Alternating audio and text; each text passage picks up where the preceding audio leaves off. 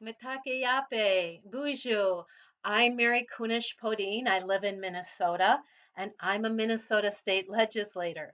But when I'm not at the legislature, I'm a library media specialist. So for over 25 years, I have had the joy of reading to students and sharing good literature with them. This week is American Indian Heritage Week, and so I thought I would share one of my favorite books with you in order to celebrate. My family is from our Lakota. My grandpa is from Standing Rock and he grew up out there.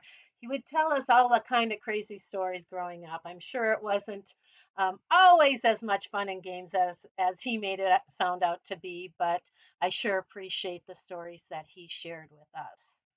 And so today I would like to share with you this book called Jingle Dancer. Powwow season is just about on us in this year, in this pandemic season. I don't know that we're going to get out to the powwows, but meantime, lots of folks are getting their regalia ready. So let's read The Jingle Dancer by Cynthia Leitich Smith, and it's illustrated by Cornelius Van Wright and Ying-Hwa.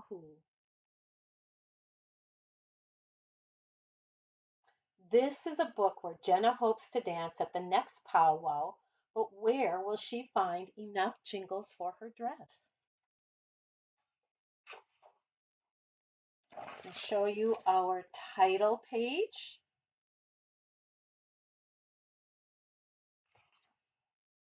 And then this book was dedicated to the author's great aunt Anne, Mrs. Anne Arnold, and the illustrators are dedicating this book to Jingle Dancer.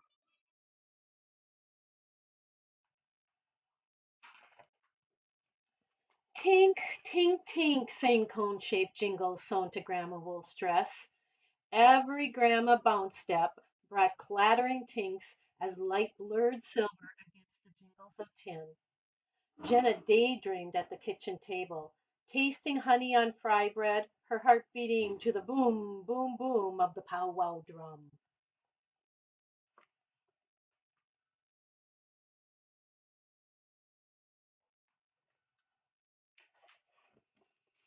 As Moon kissed Sun goodnight, Jenna shifted her head on Grandma Wolf's shoulder. I want to jingle dance too, she said. Next powwow, you could dance, girls, Grandma answered. But we don't have enough time to mail order all those tins for rolling jingles.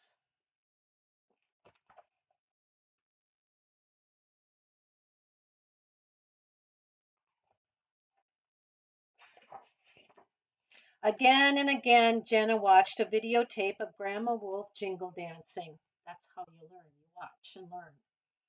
When Grandma Bounce stepped on TV, Jenna Bounce stepped on the family room carpet. But Jenna's dress would not be able to sing. It needed 4 rows of jingles.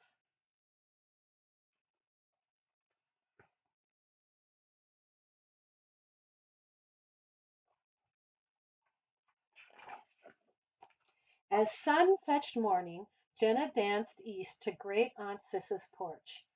Jenna's bounce steps crunched autumn leaves, but her steps didn't jingle.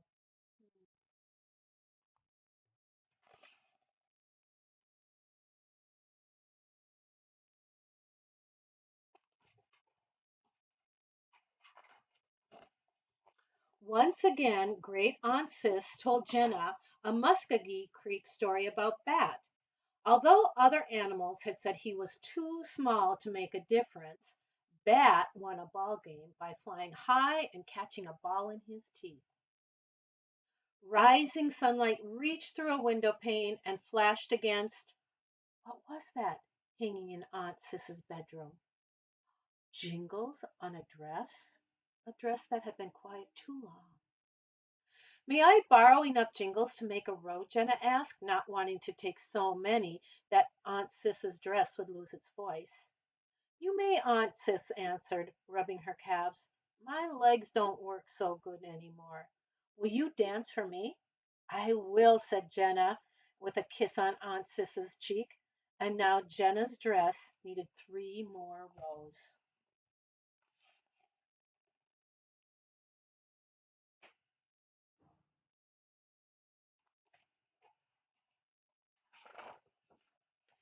As sun arrived at mid-circle, Jenna skipped south to Mrs. Scott's brand new duplex.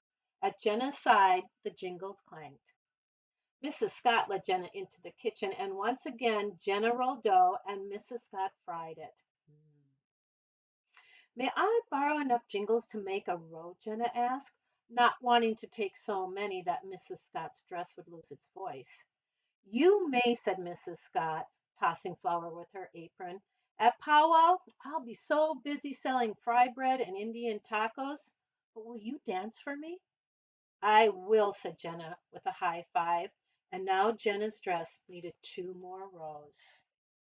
If you get to the powwow, leave room for those Indian tacos and that fry bread. They are the most delicious.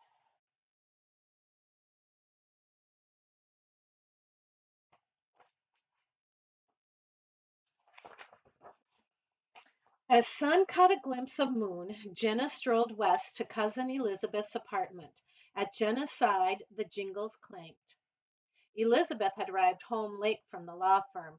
Once again, Jenna helped Elizabeth carry in her files.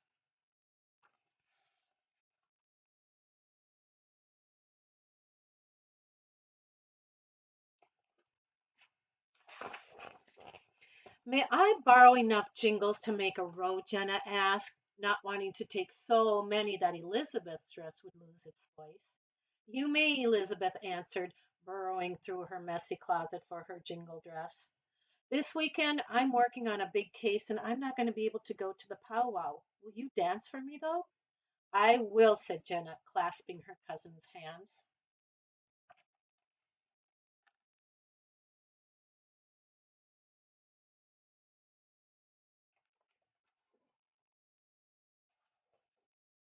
Now Jenna's dress needed one more row of jingles, but she didn't know where she would find them.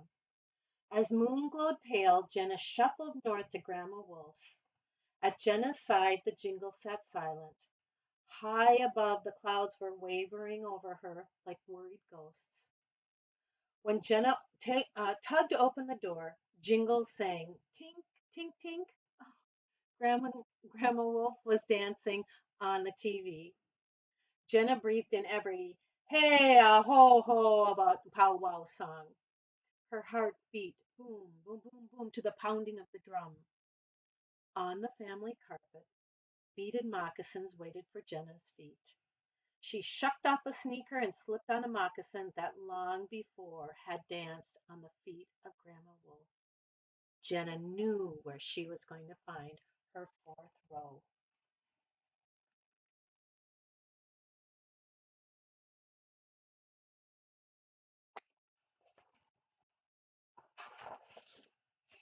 May I borrow enough jingles to make a row? Jenna asked, not wanting to take so many that Grandma Wolf's dress would lose its voice. You may, Grandma said with a hug, and now Jenna's dress was going to sing.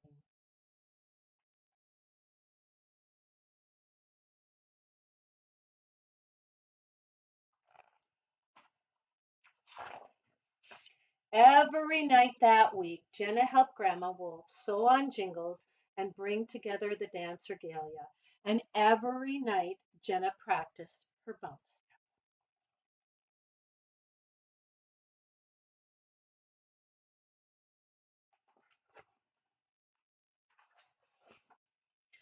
Boom, boom, boom, boom sounded the drum at the powwow that very next weekend. A light blurred silver, and Jenna jingle danced. She danced for Aunt Sis, whose legs ached.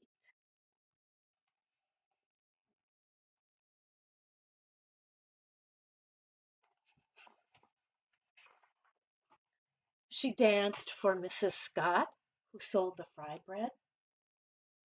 And she danced for Elizabeth, who was home working on her big case.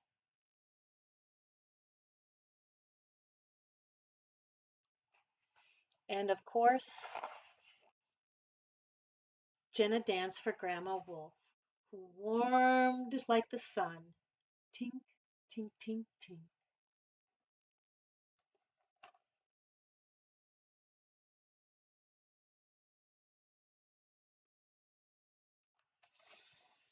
Well, I hope you enjoyed that story as much as I enjoyed reading it to you.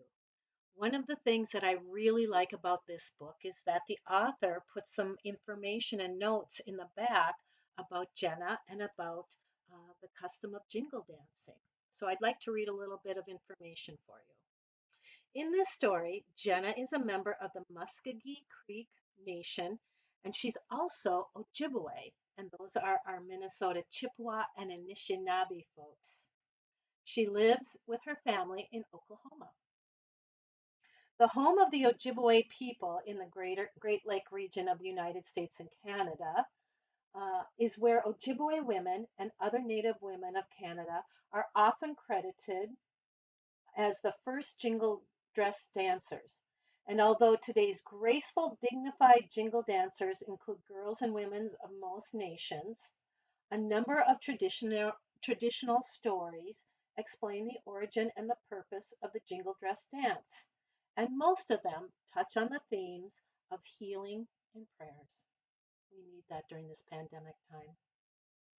Jingle dresses are usually made from fabric that is solid in color. Hundreds of jingles are sewn directly onto the dress, or more often onto ribbons or fabric or tape that's attached to the dress. These jingles are traditionally made from the silver tin or aluminum lids of snuff tins. However, sometimes other metals are used, including gold canning lids. The jingles make a tink tink tink sound that is often compared to rain falling on tin roofs. In the past few years, more and more dresses have incorporated fringe and ribbon work, lace, sequins, and other beautiful details. If you ever see some of these regalia dresses, and they're just unbelievably beautiful. The regalia may also include a scarf and cuffs, a bag or pouch carried in the left hand, an eagle wing or tail fan carried in the right hand, a conch or a beaded belt, and boots or moccasins with leggings. Most dancers wear their hair in one braid with a feather held by a barrette or other ornaments, but some dancers wear two braids to the front with their barrettes. A new dancer, like Jenna, is cause for great joy and for her family to have a small giveaway in honor of her.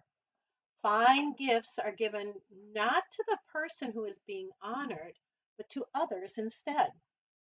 The giveaway shows humility before the Creator, generosity, and pride in the honoree. The number four, is emphasized in Jenna's story. Many Native people believe that this is an important, maybe even a sacred number. And it symbolizes, for example, the four directions, the four seasons, four stages of life, and of course, the four colors of man. So I really do hope that you enjoyed this story. I hope that you are able to enjoy this American Indian Heritage Month. Get out and read as much as you can, because the more you read, the more you know. Take care. Wopalatanka, Che Miigwech.